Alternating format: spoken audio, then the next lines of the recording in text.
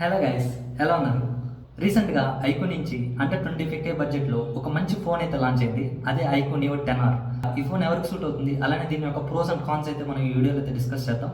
అలానే ఎవరు తీసుకోకూడదు అయితే నేను ఈ వీడియోలో అయితే క్లియర్గా చెప్తాను. ఇంక లేట్ చేయకుండా వీడియోలోకి వెళ్ళిపోదాం. Welcome to our channel tech with కృష్ణని.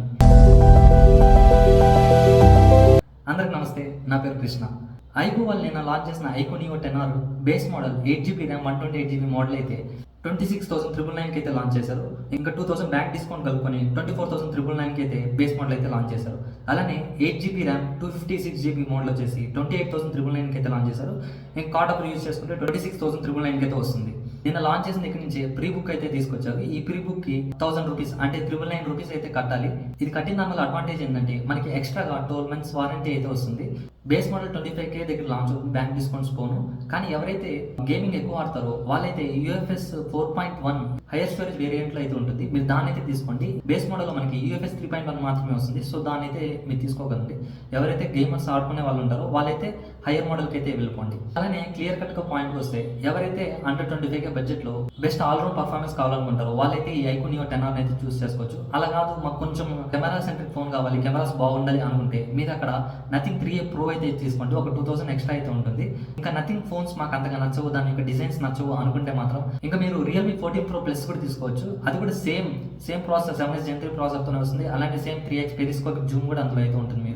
మీరు ఆ రెండింటిలో ఏ ఫోన్ అయినా తీసుకోవచ్చు మీకు కెమెరా సెంట్రిక్ ఫోన్ కావాలనుకుంటే.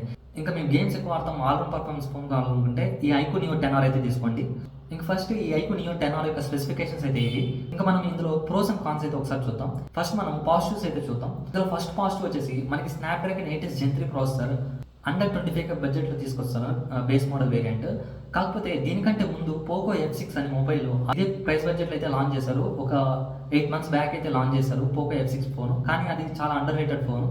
ఇప్పుడు అది మనకి 22,000 అరౌండ్కి అయితే వస్తుంది. ఎవరైనా తీసుకోవాలనుకుంటే ఇప్పటికి కూడా తీసుకోవచ్చు. చాలా బెస్ట్ డీల్ అయితే అవుతుంది పోకో F6. అలా కాదు మాకు అంతగా ట్రస్ట్ లేదు అనుకుంటే మీరు ఈ ఫోన్ అయితే చూస్ చేసుకోవచ్చు ఐక్యూ నియో 10R. అలానే సెకండ్ పాజిటివ్ వచ్చేసి దీని యొక్క బ్యాటరీ 6400 mAh బ్యాటరీ. అలానే 80 watts ఫ్లాష్ ఛార్జ్ మనకి బాక్స్లోనే ప్రొవైడ్ చేస్తున్నారు. ఇది ఒక మంచి విషయం అని అయితే చెప్పుకోవచ్చు.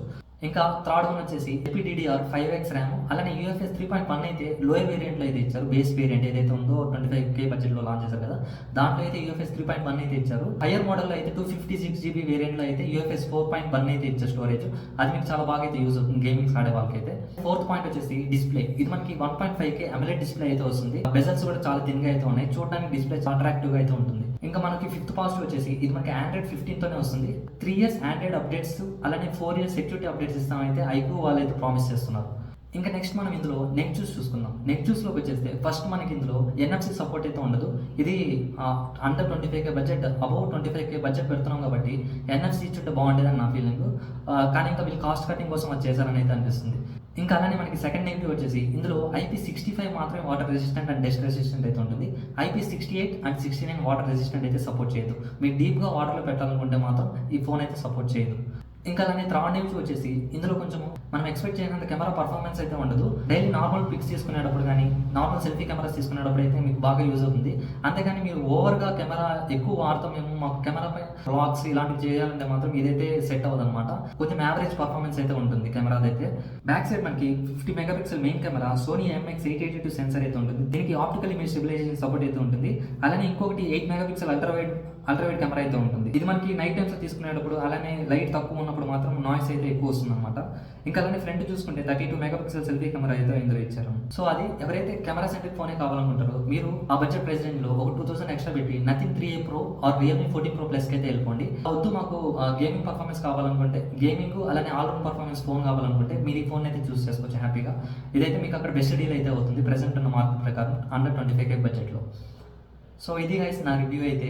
మీకు నచ్చితే లైక్ చేయండి. అలానే ఎవరైనా ఈ ఫోన్ కొనాలనుకుంటే వాళ్ళకైతే వీడియోని అయితే షేర్ చేయండి. వాళ్ళకి చాలా యూస్ఫుల్ అయితే అవుతుంది. ఇంకా మన కంటెంట్ నచ్చితే సబ్స్క్రైబ్ అయితే మన ఛానల్ చేసుకోండి.